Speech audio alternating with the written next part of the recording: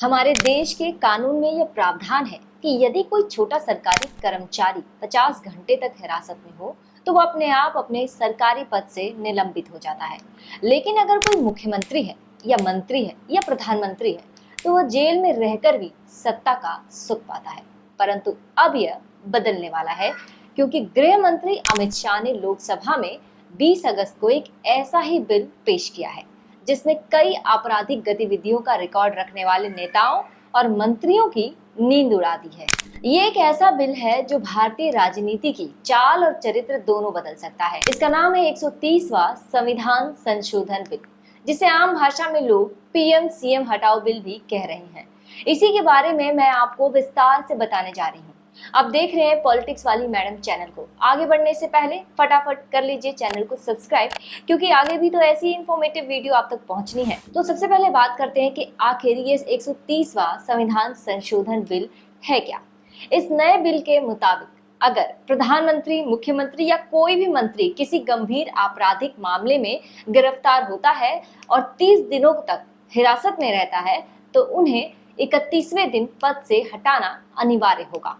इस बिल के तहत प्रधानमंत्री को राष्ट्रपति हटाएंगे, मुख्यमंत्री को राज्यपाल हटाएंगे, राज्य मंत्री को मुख्यमंत्री हटाएंगे, केंद्र शासित प्रदेशों के मुख्यमंत्री को उपराज्यपाल हटाएंगे। इस बिल में खास बात यह है कि आपको इस बड़े संवैधानिक पद से हटाने के लिए आपका दोषी साबित होना आवश्यक नहीं, केवल 30 दिनों तक हिरासत में रहना ही पर्याप्त है। हालांकि बिल में यह भी प्रावधान है कि यदि मंत्री या मुख्यमंत्री हिरासत से रिहा हो जाते हैं तो उन्हें दोबारा पद पर नियुक्त किया जा सकता है। यानी हटाना केवल हिरासत की अवधि के दौरान बाध्यकारी प्रावधान होगा। यही कारण है कि विपक्ष इसका विरोध कर रहा है। लोकसभा में इस बिल के पेश होते ही विपक्ष ने इसे तानाशाही और राजनीतिक साजिश बताया है। विपक्ष का आरोप है कि सिर्फ आरोप या गिरफ्तारी के बल पर सरकार के लिए विपक्षी नेताओं को पद से हटाने का रास्ता खुल जाएगा। वहीं सरकार ने सफाई दी कि ये भ्रष्टाचार, अपराध और राजनीति में अपराधियों की घुसपैठ को रोकने के लिए आवश्यक है। सरकार का कहना है कि जिन नेताओं पर गंभीर आरोप हो वे देश की सत्ता के सिंहासन पर बैठे रहें, ये लोकतंत्र के लिए खतरा है। वहीं विपक्ष का तर्क है कि धरपकड़ और झूठे मुकदमे के दम पर जनमत के नेताओं को हटाना लोकतंत्र की आत्मा को ठेस पहुंचाना होगा।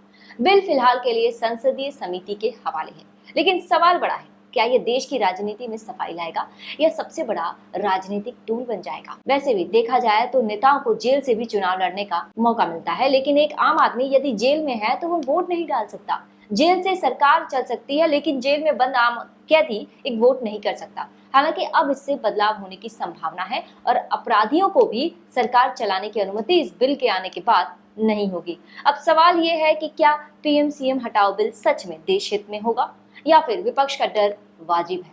क्या ट्रांसपेरेंसी और नैतिकता का रास्ता यहीं से निकलेगा या फिर राजनीति कोई नई उठापटक देखेगी। आपकी राय क्या है, कमेंट में जरूर बताएं। फिलहाल के लिए इस वीडियो में इतना ही। मिलते हैं एक अगले वीडियो में, तब तक अपना ख्याल रखें। धन्यवाद। जय हिंद।